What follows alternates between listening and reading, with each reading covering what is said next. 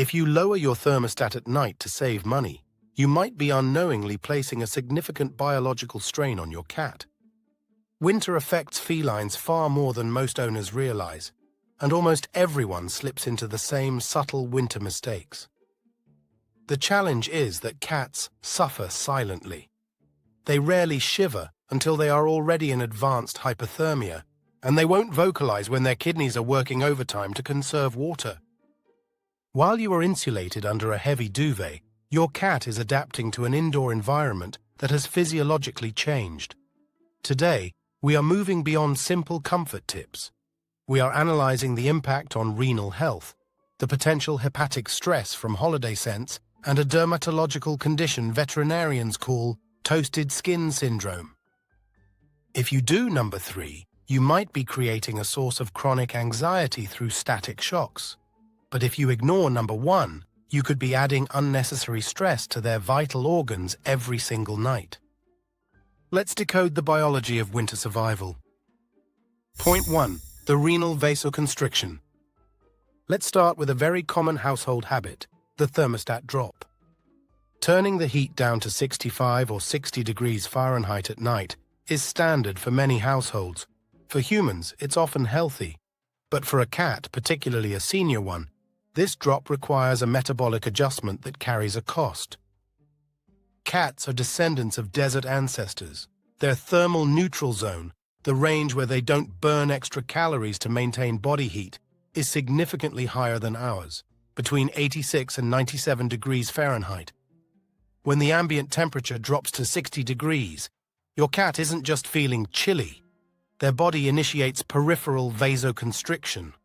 Blood vessels in the extremities narrow to pull warmth to the core, protecting the heart, lungs, and kidneys. Here is the medical nuance often overlooked. When a cat feels cold, their thirst drive is naturally suppressed to avoid lowering their core temperature further. Simultaneously, their kidneys must work harder to concentrate urine to prevent fluid loss. For a young, healthy cat, this is manageable. But if you have a senior cat or one with early-stage chronic kidney disease, which affects a vast number of cats over age 10, this nightly thermal stress can act as an aggravating factor. Veterinarians often observe elevated renal values in winter blood work, partly due to this state of mild chronic dehydration and the energy expenditure required to stay warm. You don't need to heat the entire house. However, creating a microclimate is essential. A heated pad set to low or a thermal reflective bed provides a necessary anchor point. You are not just spoiling them, you are supporting their renal function. And speaking of organ function, pay close attention to the next point, because certain winter scents can present a metabolic challenge to your cat's liver. Point 2. The hepatic challenge. Winter is the season of scents. Pine candles, cinnamon diffusers, peppermint essential oils. They create a cozy atmosphere for us, but biologically, they can create a toxic burden for your cat. This isn't simply about your cat disliking strong odors. This is about liver enzymology. The feline liver is unique. It has a significantly reduced capacity to produce an enzyme called glucuronil transferase. This specific enzyme is responsible for breaking down complex compounds found in many essential oils, such as phenols and monoterpenes. When you run a diffuser with peppermint, tea tree, or heavy pine oils in a closed room, microscopic droplets settle on your cat's fur. During grooming, your cat ingests them. Without sufficient enzymes to metabolize these compounds efficiently, they can accumulate in the system. This can lead to what we might call silent hepatotoxicity. It rarely presents as an immediate emergency. Instead, over weeks of daily exposure, you might notice subtle lethargy or occasional digestive upset. In blood work, this can manifest as elevated liver enzymes, ALT and ALP. Liquid potpourri and nebulizing diffusers pose the highest risk due to the concentration of particles. Even natural scents like citrus can be potent irritants to the feline respiratory tract, potentially triggering asthmatic responses in sensitive individuals. The safer approach is simple. If you want a winter scent, simmer a pot of water with actual apple slices and cinnamon sticks. Avoid nebulizing essential oils in rooms where the cat spends time. It is a simple adjustment that removes a complex physiological load from their system. However, even our attempts to provide warmth can have unintended consequences, as we see with the toasted skin phenomenon in the next point. Point 3. Erythema ab igna. We naturally want to provide warmth sources like space heaters, fireplaces, or electric blankets. But cats have a specific biological trait that makes these devices potentially risky: a delayed heat pain threshold. A cat's coat insulates their skin so effectively that by the time their skin nerves register a temperature as too hot, thermal damage may have already occurred. This can lead to a condition dermatologists call erythema ab igna, colloquially known as toasted skin syndrome. It presents as a reticulated net-like red rash on the belly or flank. It results from prolonged exposure to moderate heat, not high enough to cause an immediate burn, but sufficient to damage the vascular patterns in the skin over time. There is a secondary risk to these heat sources: the lethargy loop. Winter heat sources can be so comforting that cats, especially those with arthritis, may refuse to leave them for extended periods. They may suppress the urge to hydrate or eliminate to avoid breaking contact with the warmth. This contributes to a cycle where the cat becomes mildly dehydrated, feels more lethargic, and remains on the heat source longer.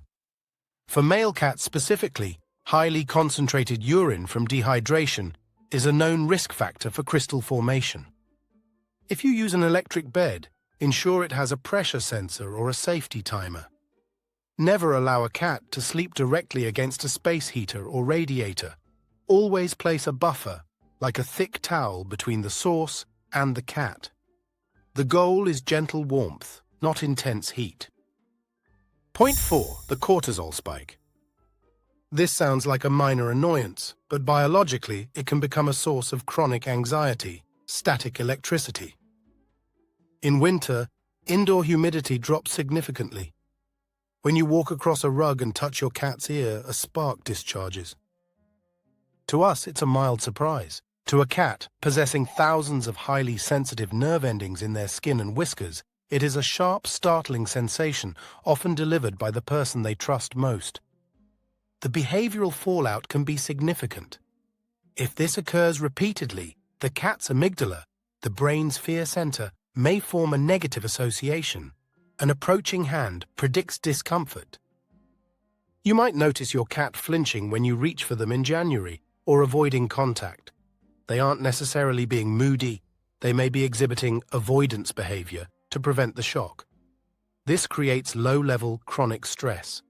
In felines, stress is systemic. Elevated cortisol can suppress the immune system, potentially making them more vulnerable to winter respiratory issues. Additionally, static shocks frequently occur at metal food bowls. Imagine receiving a shock on your tongue at dinner. This can lead to food aversion in sensitive cats. The solution is environmental. Increasing home humidity helps. Switching to ceramic bowls is advisable.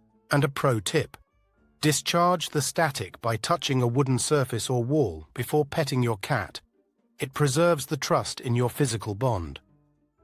Point 5. The bladder decision. This environmental factor is a common reason for urinary issues in late winter. In summer, a litter box in the basement or garage is often fine. In winter, unheated areas can become drastically colder. We must remember that cats stand on naked paw pads. Concrete at 50 degrees Fahrenheit is uncomfortable. But the issue goes beyond comfort. It is physiological.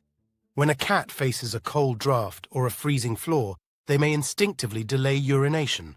Instead of visiting the box 3 times a day, they might consolidate it to 1. Biologically, this retention is risky. Urine that remains in the bladder for extended periods allows minerals to precipitate and form crystals. Combined with the reduced water intake we discussed in point 1, this creates an environment conducive to feline idiopathic cystitis or blockage. Inappropriate urination in winter, such as peeing on a warm duvet or bath mat, is often mislabeled as behavioral.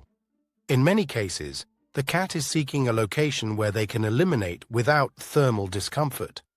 They are signaling distress, not spite. If possible, relocate the box to a heated area for the season.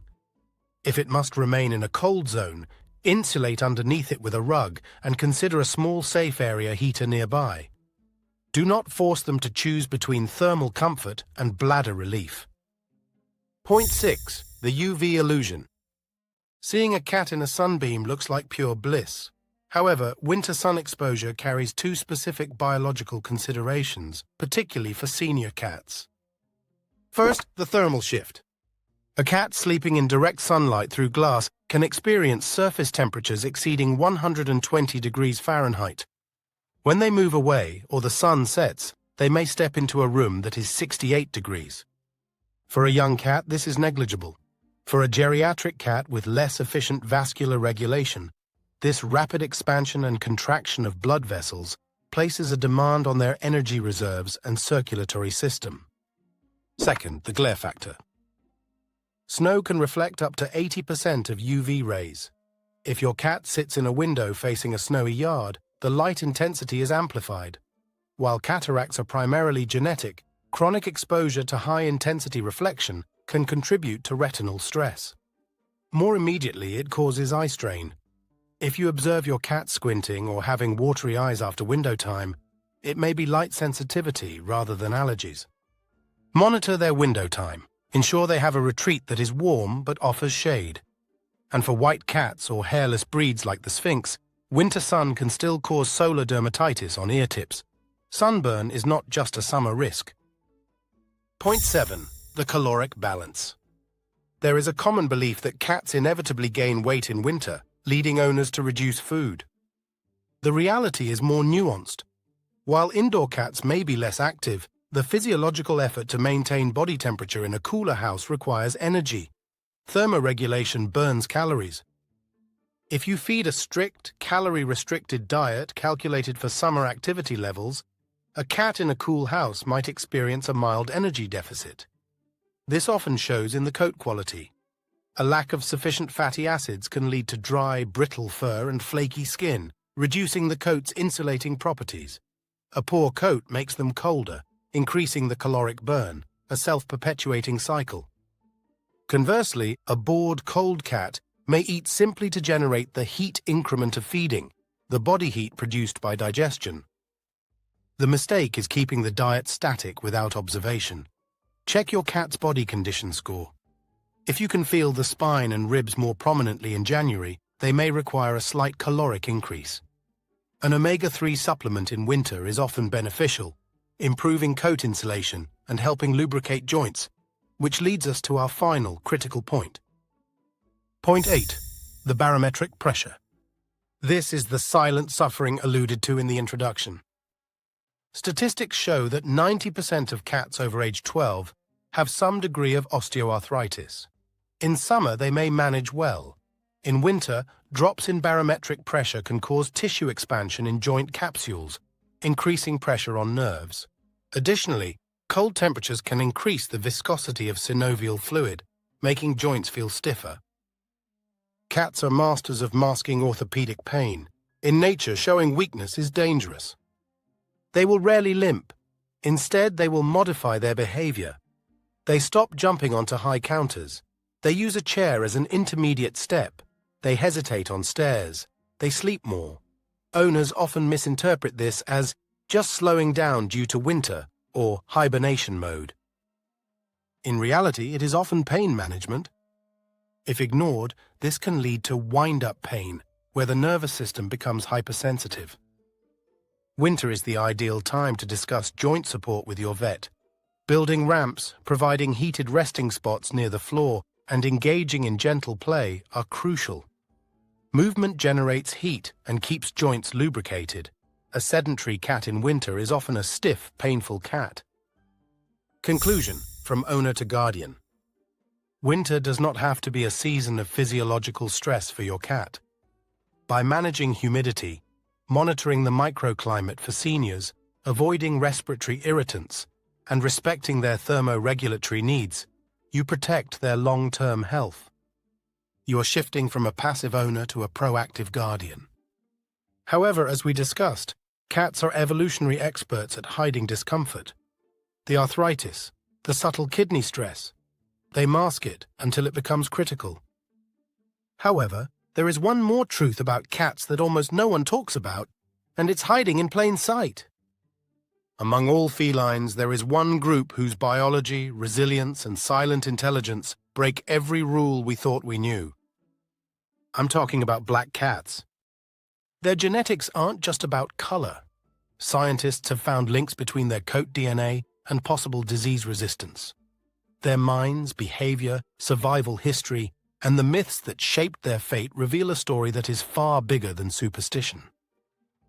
If you think winter was tough on cats, wait until you discover what black cats have endured for centuries, and why today they may actually be the most extraordinary cats of all. Click on the next video about black cats. You're about to discover secrets, science, history, and facts that will completely change the way you look at them forever. I'll meet you there.